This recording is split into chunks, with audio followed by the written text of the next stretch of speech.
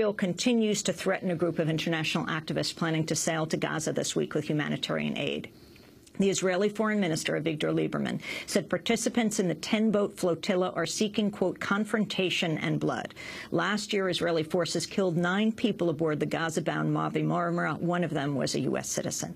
Meanwhile, activists say one of the 10 boats scheduled to set sail to Gaza has been sabotaged in a Greek port. Saboteurs reportedly cut off the propeller shaft of a ship shared by Swedish, Norwegian and Greek activists. Organizers say the boat will be repaired in time to sail to Gaza.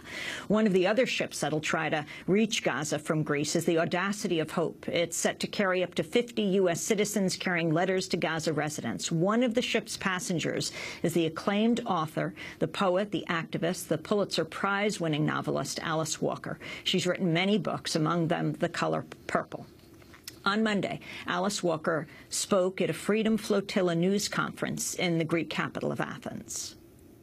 My name is Alice Walker, and I am with the U.S. boat to Gaza, and very happy to be a part of our delegation, which is very soulful and making wonderful sounds, and thank you very much.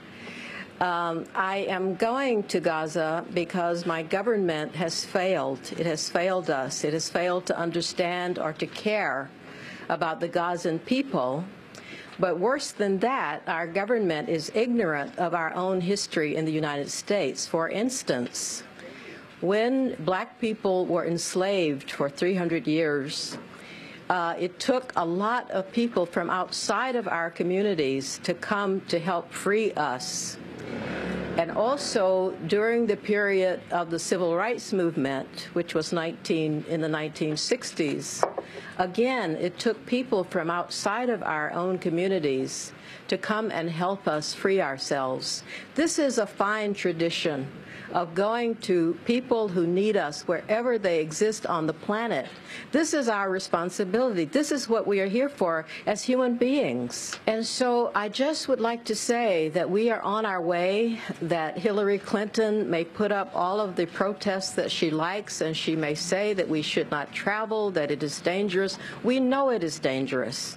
We know, for instance, that climate change is probably just as dangerous as getting on a boat to Gaza, and that people should be paying attention to that, too.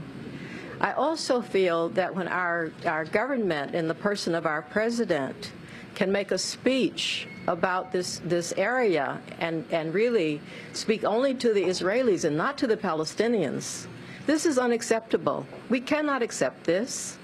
I mean, we look at what has happened to the Palestinian people for all of these decades, and it is insufferable.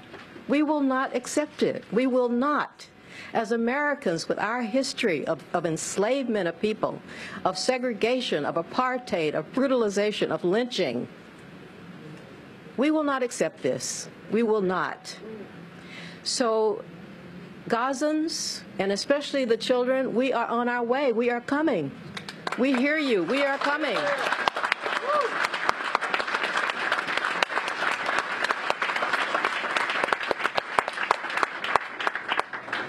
And I look at you in this room, and I realize that this is what, if we have a salvation as humankind, it is in this room.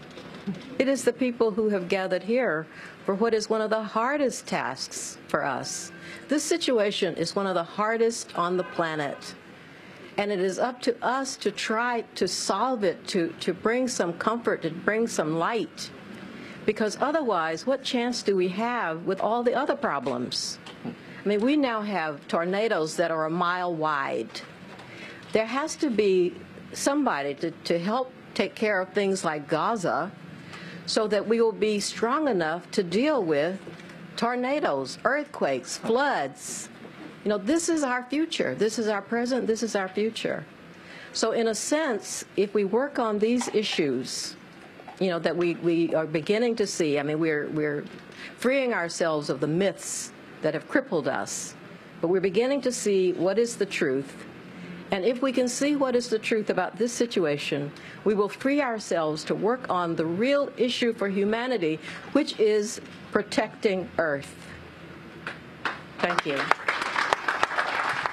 Pulitzer Prize-winning author Alice Walker speaking Monday in Athens, Greece, at a Freedom Flotilla news conference. She is part of the delegation, the group of up to 50 passengers who hope to board the ship they have called the Audacity of Hope, named after President Obama's famous book, the ship that they hope to sail to challenge the Israeli embargo of Gaza.